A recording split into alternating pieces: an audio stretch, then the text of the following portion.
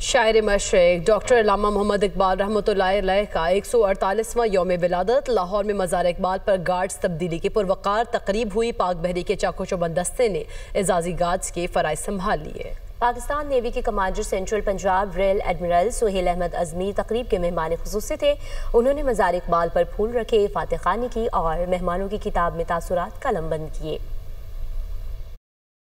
اور اقبال فرماتے ہیں عقابی روح جب بیدار ہوتی ہے جوانوں میں، نظر آتی ہے ان کو اپنی منزل آسمانوں میں۔ محبت مجھے ان جوانوں سے ہے ستاروں پہ جو ڈالتے ہیں کمند، جوانوں کو میری آہ سحر دے، پھر ان شاہین بچوں کو بالوں پر دے۔ خدایا آرزو میری یہی ہے، میرا نور بصیرت عام کر دے، میرا نور بصیرت عام کر دے۔ کیا دعا ہے، کیا توقع ہے، کیا معیار ہے؟